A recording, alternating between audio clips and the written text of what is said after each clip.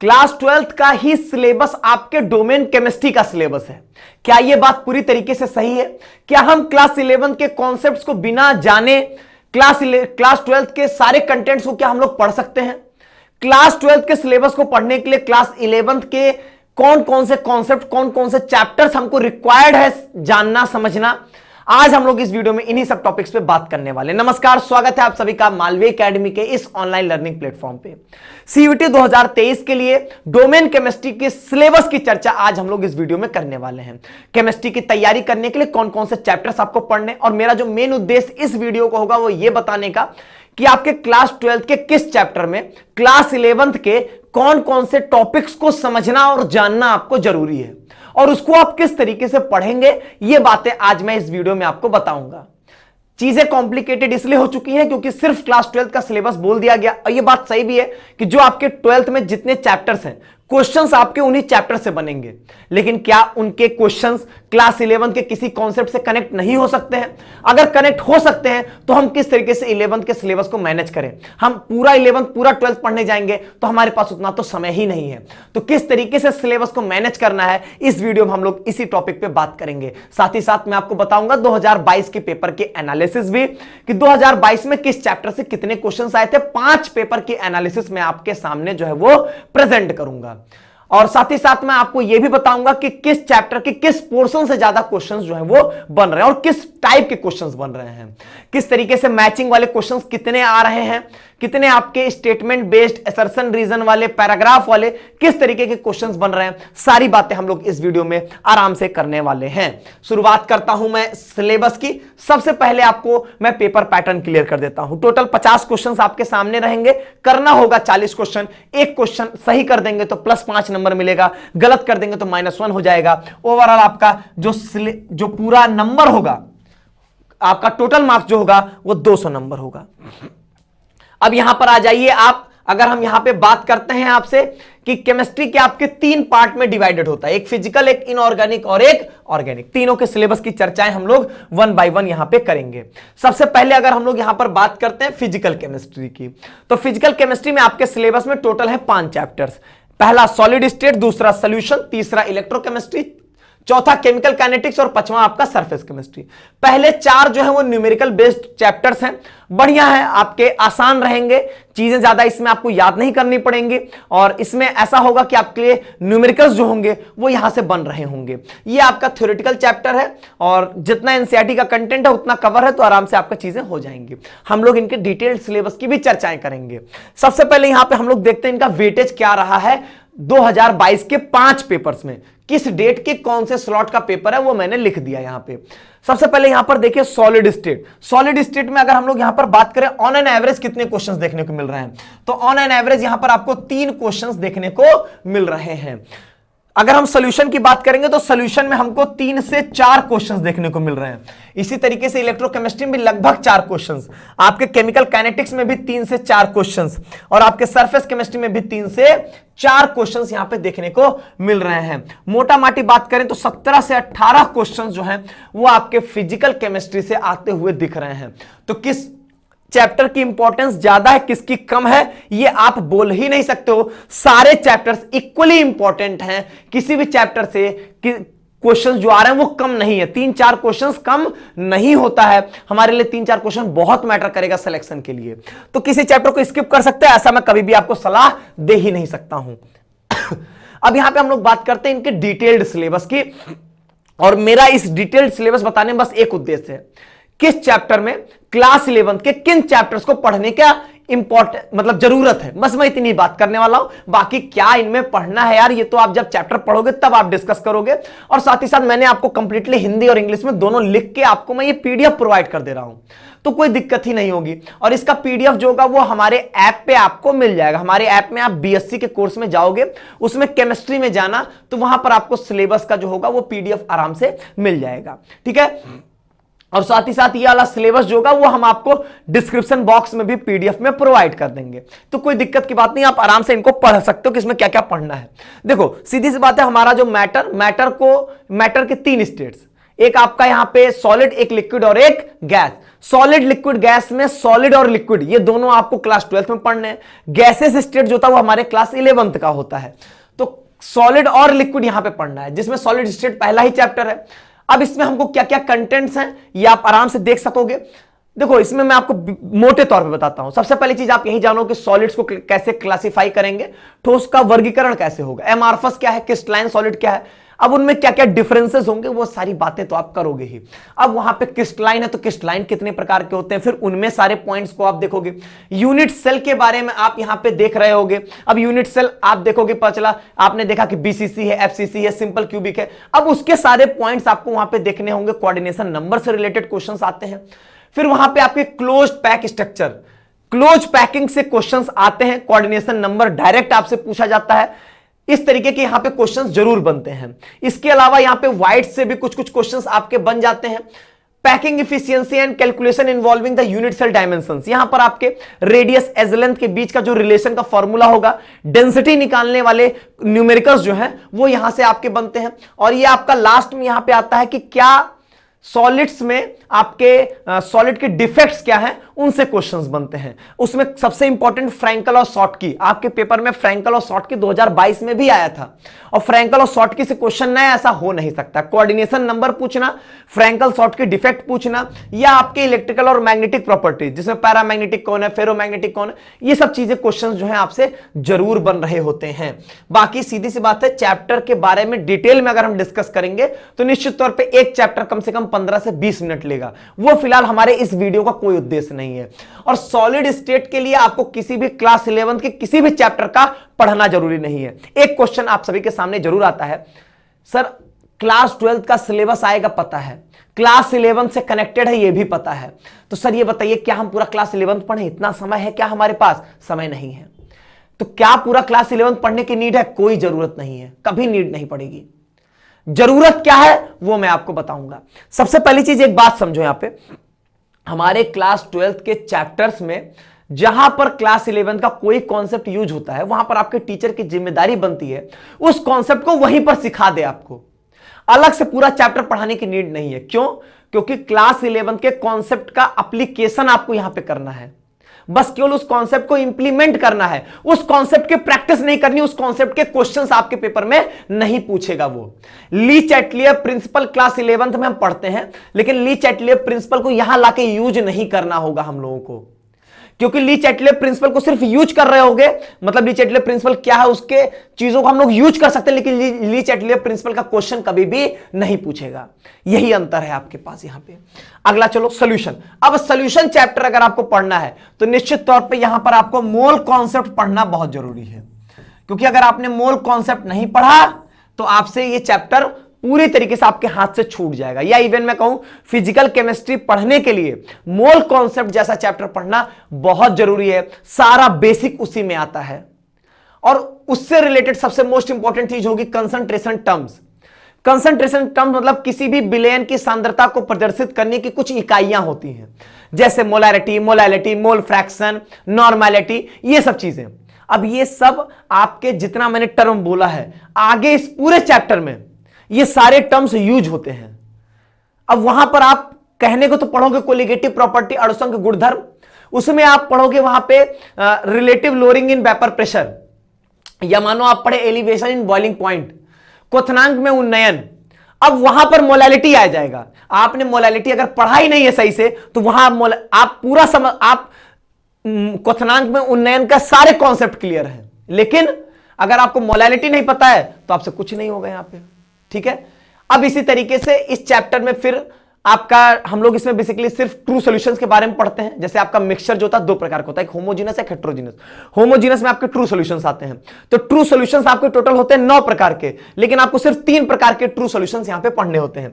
एक liquid in liquid, एक आपका यहां पे सॉलिड इन लिक्विड, और एक आपका गैस इन लिक्विड। आपके इस चैप्टर में रिस्ट्रिक्ट कर दिया गया आपको कि आपके लिए सॉल्वेंट सिर्फ लिक्विड होगा। ठीक है। अब इसमें क्या क्या कंटेंट है, पूरा चैप्टर 3 पार्ट में डिवाइड हो गया, एक लिक्विड इन लिक्विड, एक सॉलिड इन लिक्विड और एक गैस इन लिक्विड। अगर हम बात करें आपके लिक्विड इन लिक्विड में, तो यहां पर सबसे मोस्ट इंपॉर्टेंट वेपर प्रेशर और राउल्ट्स लॉ। वेपर प्रेशर जैसे आप पढ़ते हो वाष्प दाब, इस पूरे चैप्टर के हर एक कॉन्सेप्ट में आपकी क्लैरिटी हो जाएगी। मोस्ट इंपॉर्टेंट यही होता है वेपर प्रेशर। अब उसके बाद राउल्ट लॉ इसी से कनेक्ट होता है, यहां से न्यूमेरिकल्स बनते ही बनते हैं, क्वेश्चंस आपके पूछे गए हैं 2022 में भी।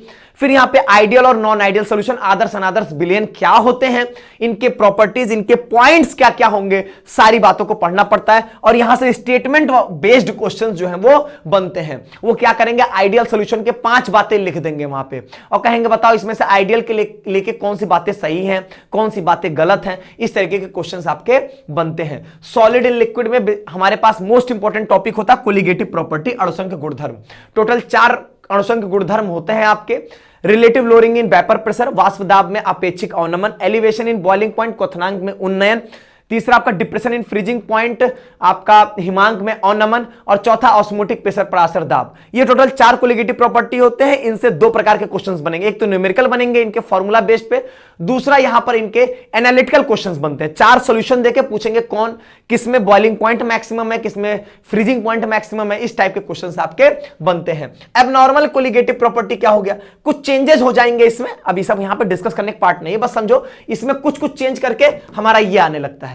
तो उसमें हम लोग कुछ एक वांट ऑफ फैक्टर आई की बात कर रहे होते हैं, ठीक है। और इसका गैस इन लिक्विड बहुत छोटा सा है। यहां पर हम लोग सॉल्युबिलिटी का कॉन्सेप्ट पढ़ रहे होते हैं, विलेयता के बारे में और हेनरी का नियम, हेनरीज लॉ के बारे में पढ़ रहे होते हैं। तो चैप्टर का मेन जो हम बोलेंगे, मेन क्वेश्चन का जो एरिया है, वो पहली बात तो आइडियल नॉन आइडियल सॉल्यूशन के बारे में पढ़ना है, कोलिगेटिव प्रॉपर्टी पढ़ना है। यहां से क्वेश्चंस आपके जरूर बन रहे होते हैं। और जैसा कि मैंने कहा पूरे फिजिकल केमिस्ट्री को पढ़ने के लिए मोल कॉन्सेप्ट पढ़ना बहुत जरूरी है, उसी तरीके से यहां पर सॉल्यूशन के लिए मोल कॉन्सेप्ट बहुत मैंडेटरी है। मोल कॉन्सेप्ट में बेसिकली आपको जो पढ़ना है वो आपको पहली बात तो मोल कैसे निकालोगे वो समझ जाओ। वहां पे कुछ बेसिक टर्म जैसे एटॉमिक मास, मॉलिक्यूलर मास, ये सब चीजें आपकी यहां पे क्लियर होनी चाहिए। बस आप मोल के बारे में ढंग से जानो, उसके बाद सीधे आपको कंसंट्रेशन टर्म्स ही यहां पे पढ़ने होते हैं। बहुत डिटेल में डीप में नहीं पढ़ना है, लेकिन कुछ चीजें आपको जानना जरूरी होगा। जैसे मोल कॉन्सेप्ट में ही इक्विवेलेंट कॉन्सेप्ट आता है, ठीक है। अब इक्विवेलेंट कॉन्सेप्ट आप नहीं पढ़ोगे तो आपको दिक्कत करेगा कौन सा चैप्टर, इलेक्ट्रोकेमिस्ट्री भी दिक्कत करेगा। इलेक्ट्रोकेमिस्ट्री में आपको समस्याएं आने लगेंगी। यहां पर आगे आइए अपने तीसरे चैप्टर इलेक्ट्रोकेमिस्ट्री में, विद्युत रसायन के बारे में। अब इलेक्ट्रोकेमिस्ट्री पढ़ने के लिए हमको बहुत मैंडेटरी हो जाएगा कि हम लोग रिडॉक्स रिएक्शन पढ़े हों। रिडॉक्स रिएक्शन में क्या हमको पढ़ना होगा, रिडॉक्स रिएक्शन में क्या चीजें जरूरी हैं।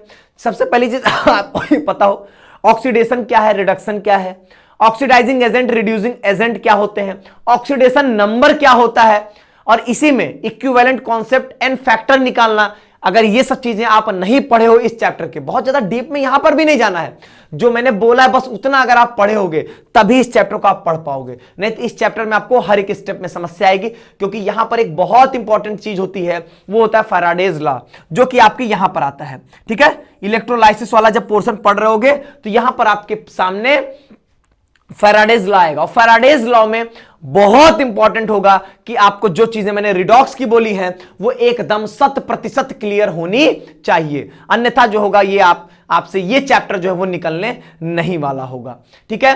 तो रिडॉक्स वाली चीजें आपको यहां पे पढ़ना बहुत जरूरी है। बाकी आपको एज सच बहुत ज्यादा नीड नहीं पड़ेगी, मैंने कहा ना वहां की बेसिक्स आपको पता हो तो आपका काम यहां पे चल जाएगा। जैसे ऑक्सीडाइजिंग और रिड्यूसिंग एजेंट मोस्ट इंपॉर्टेंट चीज है, वो नहीं क्लियर होगा तो फंस जाओगे, इलेक्ट्रोकेमिकल सीरीज के एप्लीकेशन में ही फंस जाओगे। मतलब स्टेप बाय स्टेप में आपको समस्याएं यहां पर होंगी। क्या पढ़ना है इसमें, ये चैप्टर 2 पार्ट में डिवाइडेड होता है। एक हमारा इलेक्ट्रोकेमिकल सेल वाला पोर्शन होगा, ठीक है, विद्युत रासायनिक सेल, और दूसरा पार्ट हमारा कंडक्टेंस चालकता वाला पोर्शन होगा। 2 पार्ट में आपका चैप्टर है। इलेक्ट्रोकेमिकल सेल में 2 सेल पढ़नी है, गैल्वेनिक और एक इलेक्ट्रोलाइटिक सेल, ठीक है। अब गैल्वेनिक सेल में बेसिकली हम लोग वहां पे इलेक्ट्रोड पोटेंशियल्स की बात कर रहे होंगे, वहां पे हम लोग नस्ट इक्वेशन की बात कर रहे होंगे, इलेक्ट्रोकेमिकल सीरीज क्या होगी और इलेक्ट्रोकेमिकल सीरीज की एप्लीकेशंस क्या होंगे, उनसे क्वेश्चंस कैसे बनते हैं, वो सारी चर्चाएं हम लोग की यहां पे आ रही होती हैं। नस्ट इक्वेशन से क्वेश्चन ना आए इसकी संभावनाएं बहुत कम होती हैं। मैंने पहले कहा किसी भी चैप्टर के डीप में अगर मैं बात करने जाऊंगा तो मैं फंस जाऊंगा, फिर 15-20 मिनट एक चैप्टर लेंगे कम से कम। कंडक्टेंस वाला मैंने बोला ना कि 2 पार्ट में चैप्टर, एक चालकता वाला। कंडक्टेंस वाले में वहां पर आपको ये समझना पड़ेगा कि ये मोलर कंडक्टेंस क्या है, इक्विवेलेंट कंडक्टेंस क्या है, और भी उसमें आपकी कई स्पेसिफिक कंडक्टेंस क्या है, कई सारी चीजें आती हैं, हम लोग वहां पे पढ़ते हैं। और मेन सबसे होता है यहाँ पे खोलरास लॉ, यहां से क्वेश्चन आपका जरूर बनता है। इलेक्ट्रोलाइटिक सेल मैंने जो कहा, जो दूसरा आपका पोर्शन, जो आपका यहां पे दूसरी सेल होगी, तो दूसरी वाली सेल में यहां पर बेसिकली हम लोग पढ़ते हैं कि किसी की इलेक्ट्रोलाइसिस कराएंगे तो क्या प्रोडक्ट मिलेगा कैथोड और एनोड पे, पहला क्वेश्चन ये। दूसरा फैराडेज लॉ से न्यूमेरिकल, दो चीजें यहां पे आपसे बनती हैं। बाकी लास्ट में कुछ कुछ छोटे छोटे चीजें हैं, उनको हमको यहां पे पढ़ना होता है। इसके बाद अगर हम लोग बात करें केमिकल काइनेटिक्स में, तो केमिकल काइनेटिक्स में बेसिकली हम लोग जैसे 11th में आपके एक चैप्टर है थर्मोडायनेमिक्स। थर्मोडायनेमिक्स में हम लोग ये पढ़ते हैं कोई रिएक्शन होगी या नहीं होगी। यहां पर हम लोग ये मान के चल रहे हैं रिएक्शन हो रही है, बस हमको बताना कोई रिएक्शन कितनी फास्ट है, हाउ अ फास्ट रिएक्शन। इस क्वेश्चन का आंसर हमको इस चैप्टर में मिलता है। तो रासायनिक बल गतिकी में यहां पर आपको बेसिकली रिएक्शन की रेट, अभिक्रिया की दर के बारे में पढ़ना होगा। अब अभिक्रिया की दर पढ़ोगे तो फिर वहां पे दर का नियम पढ़ोगे, दर नियम में ही आपके दर स्थिरांक आ जाएगा, उसकी कहानियां डिस्कस होंगी, वो टेंपरेचर पर डिपेंड करेगा तो आर्हेनियस इक्वेशन आ जाएगी। इस तरीके से आपको यहां पे जीरो ऑर्डर फर्स्ट ऑर्डर की रिएक्शंस पढ़नी पड़ती हैं, शून्य कोटि और प्रथम कोटि की अभिक्रियाएं पढ़नी होती हैं, जो कि पूरे इंटीग्रेटेड रेट लॉ में आता है, जीरो और फर्स्ट ऑर्डर की रिएक्शन। और लास्ट में आपको यहां पे कैटलिस्ट के बारे में थोड़ी सी पढ़ाई करनी है और कोलिजन थ्योरी के बारे में पढ़नी। इस चैप्टर के लिए क्लास 11th के किसी भी चैप्टर का पढ़ना क्या जरूरी है, जरूरी है। तो यहां पर अगर मैं आपको बताऊंगा तो यहां पर आपको मैं बताऊं कि थर्मो और इलेक्ट्रोकेमिस्ट्री, थर्मो और इक्विलिब्रियम साम्यावस्था, मैं आपको बताऊं पूरे फिजिकल केमिस्ट्री में थर्मोडायनेमिक्स और इक्विलिब्रियम के कुछ कुछ कॉन्सेप्ट्स, इन चैप्टर्स को पढ़ने की कोई नीड नहीं है, मैं नहीं कह रहा हूं इनको पढ़ना है। इनके कुछ कुछ कॉन्सेप्ट्स को लेके कि जैसे स्पॉन्टेनियस रिएक्शन के लिए क्या कंडीशन होगी, कोई रिएक्शन होगी नहीं होगी उसके लिए कंडीशंस क्या, डेल्टा जी लेस देन 0 होना चाहिए, ये सब छोटी छोटी बातें। इक्विलिब्रियम क्या होता है, उसमें इक्विलिब्रियम से संबंधित छोटी छोटी बातें होंगी जो आपको आना ही चाहिए। ठीक है, यहां पर ली चैटले प्रिंसिपल का बहुत बेसिक सी बातें, वो सब चीजें आपके यूज होती हैं, सॉल्यूशन में भी यूज होती है, सॉल्युबिलिटी के कॉन्सेप्ट में भी आपका इक्विलिब्रियम यूज होगा। लेकिन मैं बता रहा हूं यहां पर टीचर आपकी बहुत अच्छे से मदद कर सकते हैं, क्योंकि जैसे बहुत छोटे छोटे पॉइंट्स हैं जिनको क्या करना है, जब आप पढ़ा रहे हैं, जब आप पढ़ रहे हैं उन टॉपिक्स को, उससे रिलेटेड जैसे आ गया इक्विलिब्रियम, जैसे सॉल्युबिलिटी आ गया, सॉल्युबिलिटी में जब हम लोग टेंपरेचर का इफेक्ट देखते हैं तो वहां पर हमको ली चैटले प्रिंसिपल की जरूरत पड़ती है। तो टीचर का काम होगा ली चैटले प्रिंसिपल साइड में 10 मिनट के अंदर आपको बता दे, बस उसका एप्लीकेशन आप यहां सीख जाओ, उससे क्वेश्चन कभी नहीं आएगा और कभी नहीं पढ़ना है। थर्मोडायनेमिक्स में बहुत छोटी छोटी चीजें कि अगर डेल्टा जी लेस देन 0 है तो स्पॉन्टेनियस है, डेल्टा एच ग्रेटर देन 0 तो एंडोथर्मिक है, डेल्टा एच लेस देन 0 है तो आपका ये एक्सोथर्मिक है, आपकी एंट्रोपी क्या होती है, डेल्टा एस ग्रेटर देन 0 तो क्या मतलब है, ये सब आइडियल नॉन आइडियल में भी यूज करना पड़ता है। तो थर्मो और इक्विलिब्रियम के छोटे छोटे कॉन्सेप्ट्स आपको यूज करने होंगे, लेकिन बहुत बेसिक सा, कोई नीड नहीं अलग से आपको पढ़ने की, कोई लोड नहीं है आपके पास। यहां पे लोड जहां पे आएगा मैं बताऊंगा। Surface chemistry totally different chapter है, कोई नीड नहीं, क्लास 11 के किसी चैप्टर की कोई नीड नहीं है। यहां पर चैप्टर 3 पार्ट में डिवाइडेड है, 3 पार्ट में, एक एडजॉर्प्शन, एक आपका कैटालिसिस और तीसरा आपका कोलाइड्स। एडजॉर्प्शन पढ़िए, कैटालिसिस पढ़िए और कोलाइड्स में क्या क्या पढ़ना है, उसका क्लासिफिकेशन और प्रिपरेशन, और उसके बाद कोलाइड्स की प्रॉपर्टीज, इतनी चीजें आपको यहां पे कवर करनी, और इमल्सन्स के बारे में भी आपको यहां पे पढ़ना होगा। कंप्लीट थ्योरेटिकल चैप्टर, जितना एनसीईआरटी में दिया गया उतना आप कवर कर लो, आपका काम ओके हो जाएगा। ठीक है। इसके बाद हमारा आता है second inorganic chemistry. Inorganic chemistry का सिलेबस छोटा सा है, लेकिन छोटा लेकिन बहुत घातक है। 2 चैप्टर्स, एक आपका पी ब्लॉक और दूसरा यहां पर कोऑर्डिनेशन कंपाउंड। 2 चैप्टर्स बड़े घातक हैं आपके, यहां पे बहुत घातक हैं। इन 2 चैप्टर से बहुत सारे क्वेश्चंस बनने की संभावनाएं होती हैं, हद से ज्यादा क्वेश्चंस आते हैं। बाकी डीएफ ब्लॉक और मेटलर्जी छोटे चैप्टर्स हैं, बहुत लोड नहीं है इन सब चैप्टर्स में, लेकिन इस और इस चैप्टर में काफी ज्यादा लोड है। आगे बढ़े अगर हम लोग यहां पे, अगर हम लोग इनके एनालिसिस की बात करें, कितने क्वेश्चंस कैसे आ रहे हैं, तो अगर यहां पे देखोगे पी ब्लॉक में आप लगभग मान के चलो 5 क्वेश्चंस आपको देखने को मिलेंगे। इसी तरीके से 5 क्वेश्चंस लगभग ये लेके जाएगा, और 2 से 3 क्वेश्चंस ये लेके जा रहा है, और 1 से 2 क्वेश्चंस आपका मेटलर्जी जो है वो लेके जा रहा है। ऑन एन एवरेज अगर देखोगे तो 13 से 14 क्वेश्चंस आपको हर एक पेपर में इनऑर्गेनिक केमिस्ट्री से देखने को मिल रहा है। सिलेबस छोटा है तो वेटेज जो है वो थोड़ा तो कम होना ही है। ऑर्गेनिक का सिलेबस ज्यादा है तो ऑर्गेनिक का वेटेज भी बढ़ेगा, यह स्वाभाविक सी बात है। अब यहां पे बात आएगा कि हमको आखिर पढ़ना क्या है। सबसे पहले यहां पे मेटलर्जी की बात कर लें। मेटलर्जी बड़ा छोटा सा चैप्टर है, ज्यादा इसमें लोड भी नहीं है। यहां पर आप बेसिकली यहां पे आपको बस यही देख लेना है ओर का कंसंट्रेशन कैसे करेंगे, फिर कंसंट्रेटेड ओर का कंसंट्रेटेड ओर से हम लोग मेटल कैसे एक्सट्रैक्ट कर रहे होंगे, फिर वहां पर हम लोग मेटलर्जी के कुछ प्रिंसिपल्स होंगे, रिफाइनिंग के बारे में, यही सब हम लोग पढ़ रहे होंगे। बहुत ज्यादा लोड नहीं है सब चैप्टर्स में, आप समझ के चलो कहानी के तरीके से आप 2-3 घंटे में पूरे चैप्टर को पढ़ सकते हैं। बहुत ज्यादा इसमें इंपॉर्टेंट चैप्टर ये आपके लिए नहीं होगा, ना ही आपका लोड इस पे ज्यादा जाएगा। आपका यहां पे आता है सबसे most important chapter P block. P block के लिए हमको क्या, इनऑर्गेनिक केमिस्ट्री के इस चैप्टर को पढ़ने के लिए तो कोई चीज की मैंडेटरी नहीं है कि आप पहले से क्या जानते हो, लेकिन अब यहां से सारी कहानी बदल जाएगी और इनऑर्गेनिक केमिस्ट्री की सारी कहानियां हमारी यहां से पलटना चालू हो जाएंगी। इनऑर्गेनिक केमिस्ट्री में 2 चैप्टर्स जो कि आपके कहां के हैं, क्लास 11 के हैं, पीरियोडिक प्रॉपर्टीज, दूसरा यहां पर आपका यहां पे आ जाएगा केमिकल बॉन्डिंग, और एक चैप्टर में बोलूंगा यहां पे एटॉमिक स्ट्रक्चर। एटॉमिक स्ट्रक्चर का बहुत छोटा पोर्शन, एटॉमिक स्ट्रक्चर।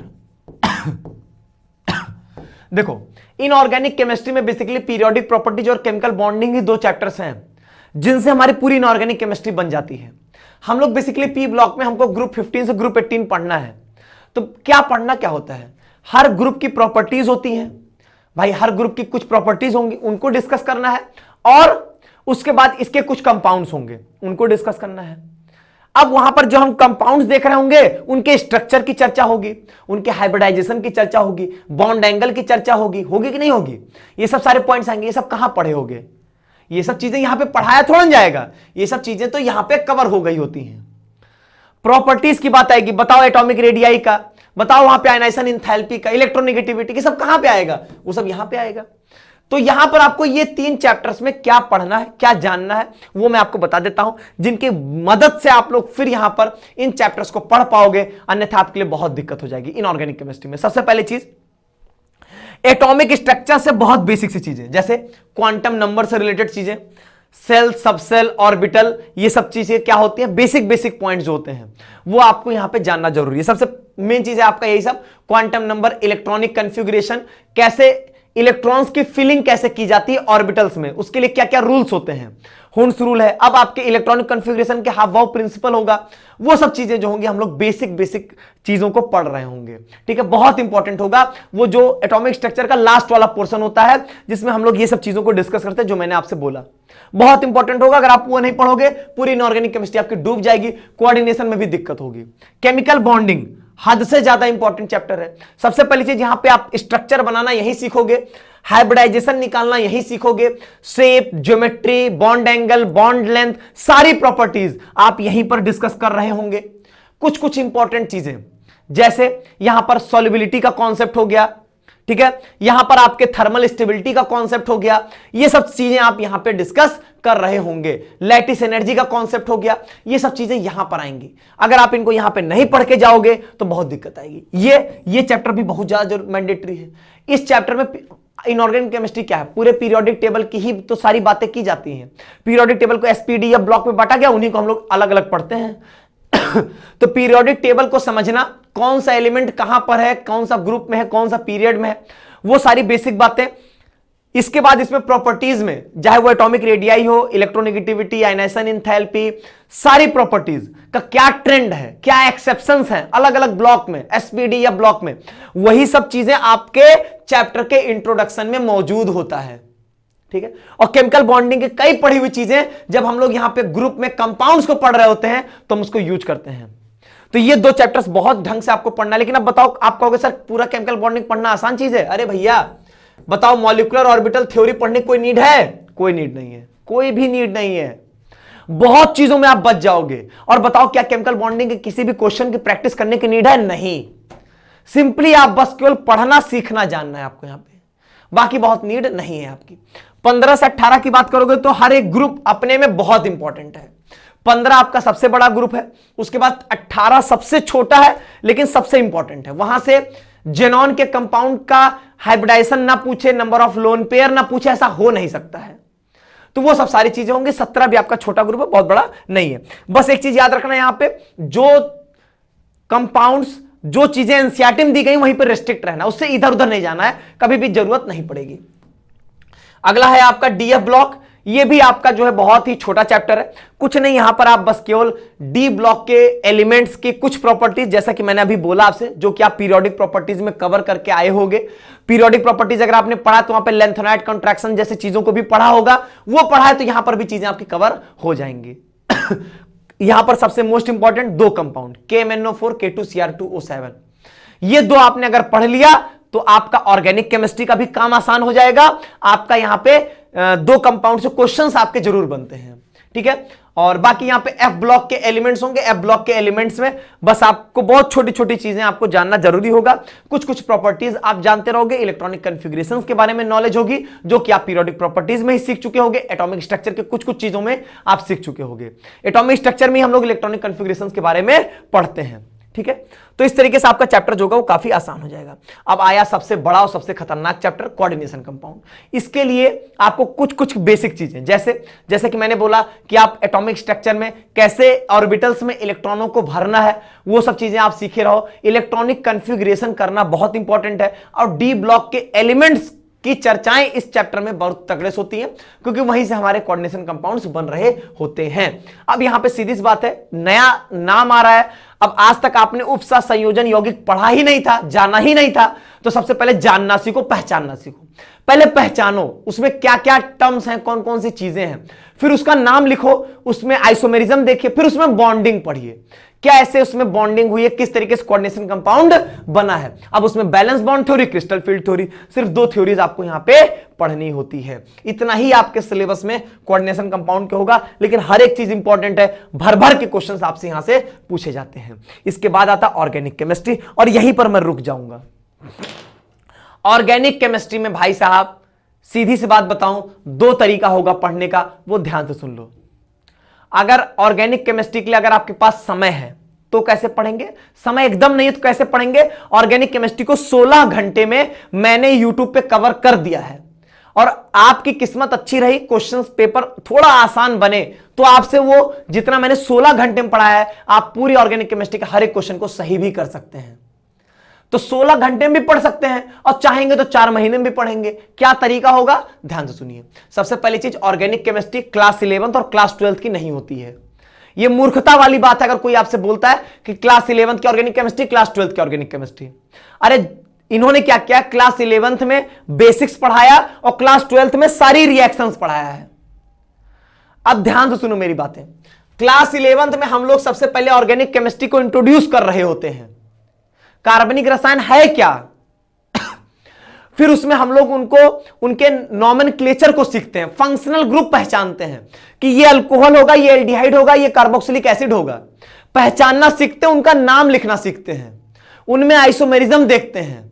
ये सब बहुत बेसिक बेसिक चीजें करते हो। क्या आप अगर उनका नाम लिखना नहीं जानोगे, उनको पहचानोगे नहीं, तो क्या इन चैप्टर्स में एक भी रिएक्शंस आपसे होने वाली हैं? कभी नहीं होंगी। तो क्लास 11 का बेसिक्स आपको पढ़ना ही पड़ेगा। दूसरी चीज यहां पे आएगा general organic chemistry. General organic chemistry का जो मेन उद्देश्य होता है, यहां पर बेसिकली हम लोग दो चीजें पढ़ते हैं। एक तो इफेक्ट्स पढ़ते हैं, जैसा आपने सुना होगा inductive, mesomeric, resonance, hyper conjugation, इस टाइप के इफेक्ट्स आपने सुने होंगे। और दूसरी चीज यहां पर होती है एरोमेटिसिटी। अब यहां पे दो प्रकार की आपकी चीजें बनती। पहली चीज जैसे मैंने बोला एरोमेटिसिटी, तो एरोमेटिसिटी आपके सिलेबस में नहीं आएगा, कभी यूज भी नहीं पड़ेगा यहां पे। लेकिन अगर हम बात करेंगे जीओसी में जो इफेक्ट्स पढ़े हो, इनके इफेक्ट से बहुत ढेर सारे एप्लीकेशंस होते हैं और ढेर सारे क्वेश्चन सॉल्व होंगे। जैसे बताता हूं, आप ध्यान से सुनो। कोई भी रिएक्शन होती है तो रिएक्टेंट से प्रोडक्ट बनने के बीच में एक इंटरमीडिएट बनता है। हर जगह नहीं, लेकिन मोटे तौर पे आप मान के चलो इंटरमीडिएट बन रहा होता है। अब उस इंटरमीडिएट से स्टेबिलिटी से रिलेटेड क्वेश्चन बन सकते हैं। जैसे मोस्ट इंपॉर्टेंट, अल्कोहल में डिहाइड्रेशन ऑफ अल्कोहल पढ़ोगे तो वहां पे कार्बोकैटायन बनता है आपका रिएक्शन इंटरमीडिएट। अब वो कार्बोकैटायन की स्टेबिलिटी का क्वेश्चन आएगा, सॉल्व कहां से होगा? इसी जीओसी में जो आप इफेक्ट पढ़ रहे होगे उन्हीं के एप्लीकेशन से। स्टेबिलिटी का कोई भी क्वेश्चन सॉल्व होगा इफेक्ट से। और सुनो मोस्ट इंपॉर्टेंट चीज, acidic order basic order set करने का तो आपने क्वेश्चन कभी न कभी देखा ही होगा। ये 4 एसिड दिए गए, बताओ कौन सबसे स्ट्रॉन्ग एसिड है। बेस का ऑर्डर सेट करना, ये बेसिक स्ट्रेंथ, एसिडिक स्ट्रेंथ कहां से सीखोगे?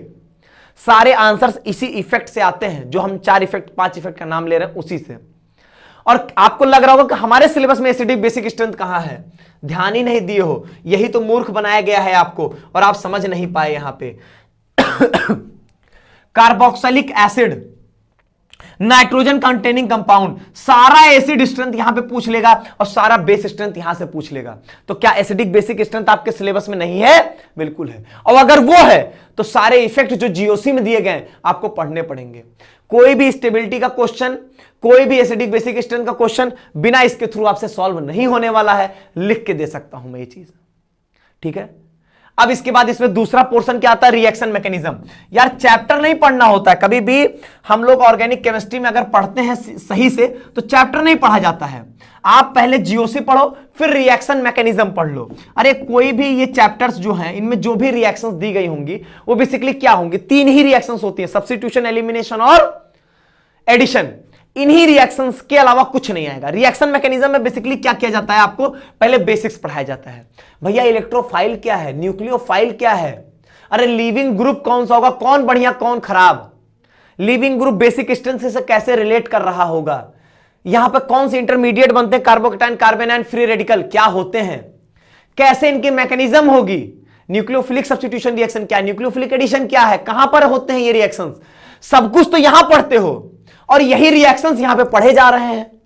अगर आपको यही नहीं पता कि इलेक्ट्रोफाइल न्यूक्लियोफाइल क्या होता है, आप कौन सा क्वेश्चन यहां पे करोगे, कौन से क्वेश्चंस आपसे यहां से होंगे, क्या समझोगे आप, कुछ नहीं समझोगे। सर ये तो हो गया कि अगर अच्छे से पढ़ना है तो क्लास 11th के जीओसी पढ़ना पड़ेगा, बेसिक्स को पढ़ना पड़ेगा और प्लस यहां पे हमको रिएक्शन मैकेनिज्म पढ़ना पड़ेगा। इसी रिएक्शन मैकेनिज्म ये सारे चैप्टर्स कवर हो जाते हैं।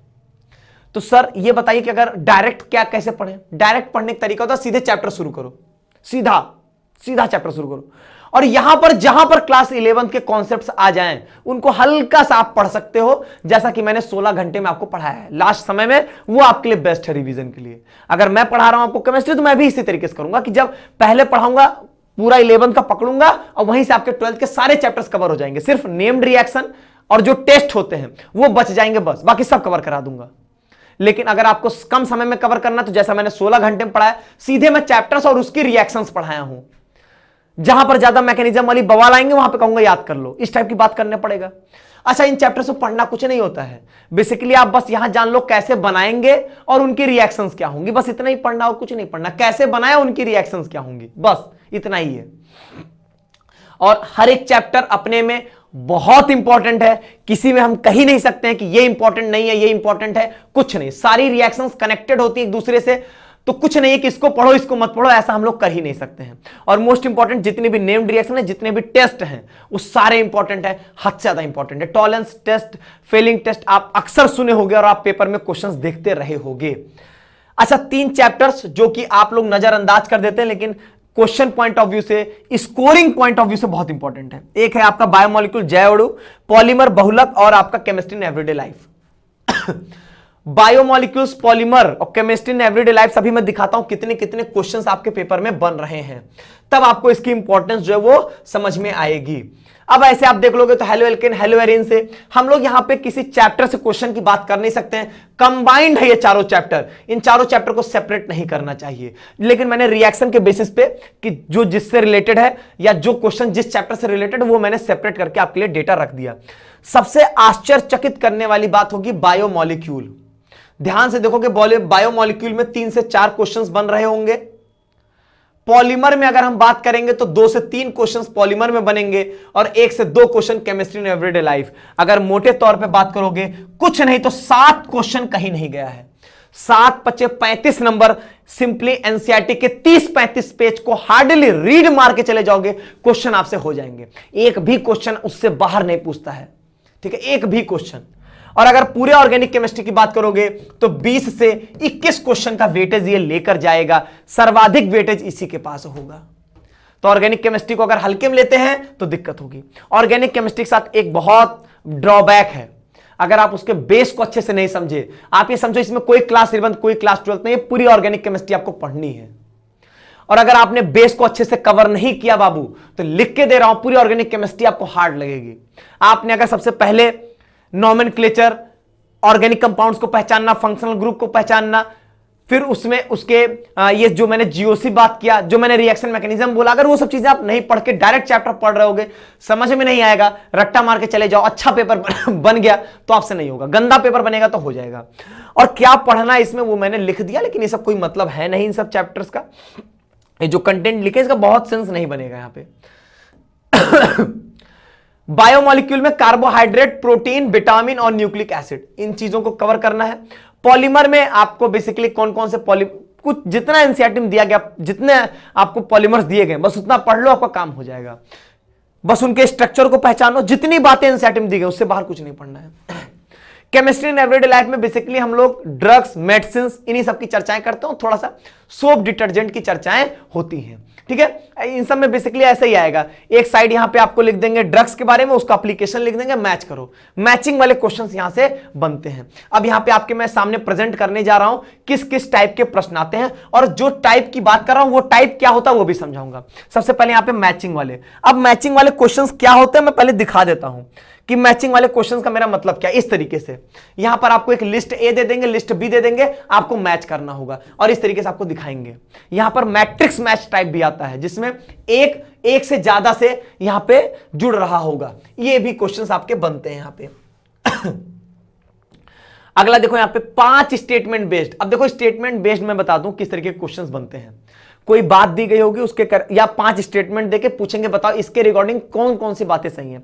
अब वो 5, 4, 3, 2 कुछ भी दे सकते हैं, जैसे कि मैंने यहां पे रखा है, देखो यहां पे 5 स्टेटमेंट बेस्ड। एमॉर्फस सॉलिड के संबंध में कौन कौन सी बातें यहां पे सही दी गई हैं, 5 स्टेटमेंट बेस्ड क्वेश्चन का यही मतलब होगा यहां पे, ठीक है। इसी तरीके से 4, एक तो ये ऑर्डर वाले क्वेश्चन हैं, ये भी मैं आपको दिखाता हूं। अगला यहां पे ऑर्डर वाले क्वेश्चंस, जैसा कि मैंने दिखाया आपको यहां पे कि यहां पे वो 4 बातें लिख दिए, 4-5 चीजें, और कहेंगे किसी के रिस्पेक्ट में ऑर्डर सेट करो। जैसे यहां पे फॉकलेटिंग पावर का ऑर्डर सेट करना है, इसी तरीके से आपको ऑर्डर वाले क्वेश्चन मिलेंगे। पैराग्राफ, 2 पैराग्राफ हर एक पेपर में देखने को मिला है, हर एक पेपर में, ये कांस्टेंट है, 2 पैराग्राफ, हर एक पैराग्राफ में 5 क्वेश्चन, 10 क्वेश्चन तो पैराग्राफ से ही आपके होंगे। और इसमें पैराग्राफ पढ़ने की कोई नीड नहीं है, सीधा आप क्वेश्चन अटेम्प्ट कर सकते हो, सीधा आप यहां पे क्वेश्चन जो है वो अटेम्प्ट कर सकते हो, कोई पैराग्राफ पढ़ने उड़ने की नीड यहां पे नहीं होती है। अगला है 4 स्टेटमेंट बेस्ड, जैसा 5 स्टेटमेंट वैसे 4 स्टेटमेंट बेस्ड। मैं यहां पे दिखा दिया आपको कि देखो कैसे 5 स्टेटमेंट और 4 स्टेटमेंट वाले हैं। फिर यहां पे मैंने मैचिंग वाला आपको दिखा दिया, फिर मैंने यहां पे आपको दिखाया किस तरीके से यहां पे ऑर्डर सेट करने वाले आ रहे हैं। पैराग्राफ इस तरीके से आएगा, लेकिन कोई नीड ही नहीं पड़ती इन पैराग्राफ को पढ़ने की, चैप्टर अच्छे से पढ़ के गए हो, डायरेक्ट क्वेश्चन सॉल्व करोगे आप यहां पे, ठीक है। और बाकी नॉर्मल क्वेश्चन तो इस तरीके के होते हैं, तो आप जानते ही हो।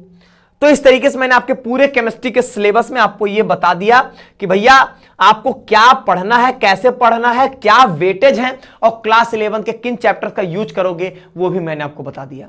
सबसे ज्यादा क्लास 11 के ऑर्गेनिक केमिस्ट्री का तो भयंकर यूज है। ऑर्गेनिक केमिस्ट्री 11th और 12th की नहीं होती है। फिजिकल केमिस्ट्री में अगर मैं बात करूं यहां पे, तो मोल कॉन्सेप्ट, रिडॉक्स, ये आपको पढ़ने की नीड पड़ेगी। इक्विलिब्रियम और थर्मो के बहुत छोटे छोटे कॉन्सेप्ट्स को पढ़ने की नीड पड़ेगी।